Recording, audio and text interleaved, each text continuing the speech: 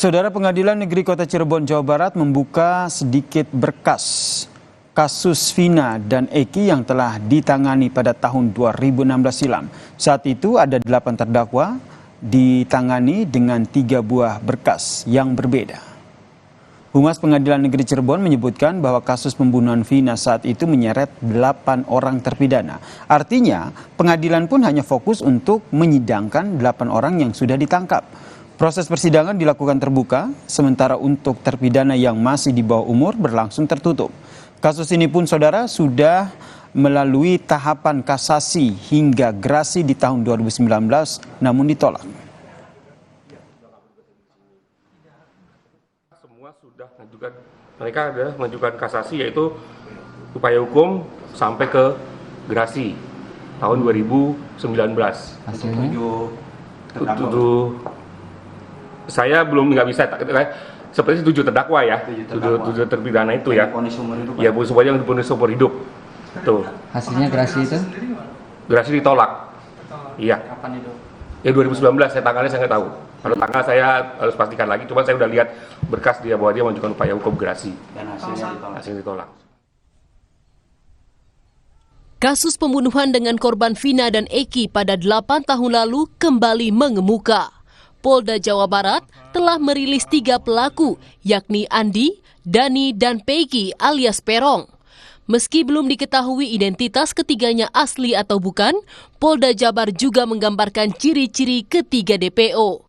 Kasus ini pun mendapat perhatian dari Bareskrim Mabes Polri.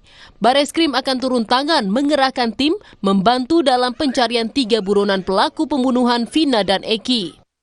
Bareskrim Polri selaku pembina fungsi atau satuan kerja pembina fungsi yang terkait dengan reserse, fungsi reserse, ini telah melakukan atau memberikan petunjuk-petunjuk serta arahan yang sering kita sebutkan sebagai jukrah terkait penyelidikan dan penyidikan yang sedang ditangani oleh Polda Jawa Barat dalam kasus tersebut.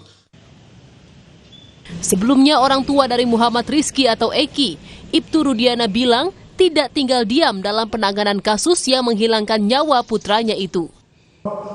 Kepada seluruh warga negara Indonesia agar jangan membuat kami lebih sakit. Eki adalah anak kandung kami yang mana menjadi korban daripada kelompok-kelompok yang kejam.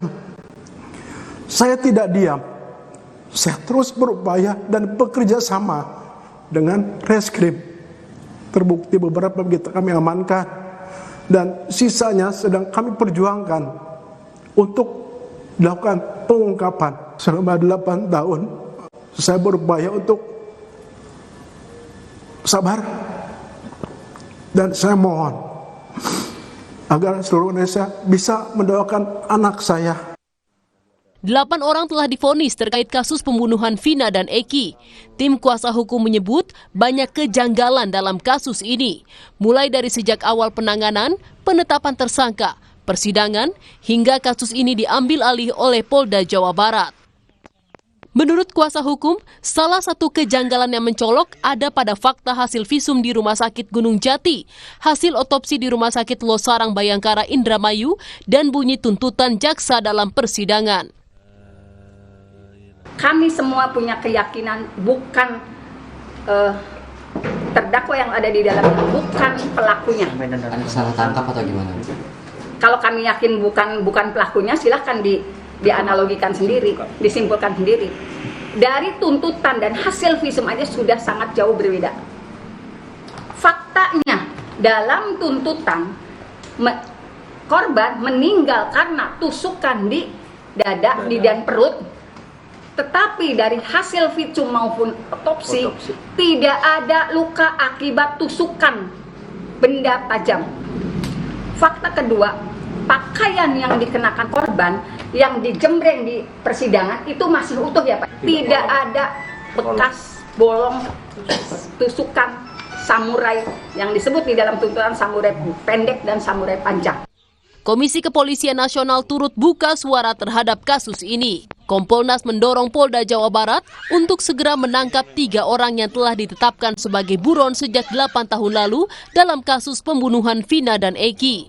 Kompolnas juga meminta Polri segera merespon terkait penyampaian kuasa hukum terpidana soal adanya dugaan penanganan polisi yang tidak sesuai prosedur.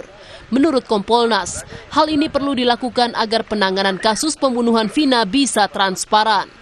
Mendorong Polda agar segera sungguh-sungguh sesuai dengan prosedur dan SOP untuk bisa menemukan dan menangkap agar ketidakpastian ada hal-hal yang selama ini terkesan seolah-olah ditutup-tutupi agar segera bisa dituntaskan. Apa yang dimaksud kuasa hukum terpidana pada saat ini seolah-olah ada yang unprosedural, tentu ini kita dorong Polda sepatutnya bisa merespon apabila ada hal-hal yang dianggap unprosedural.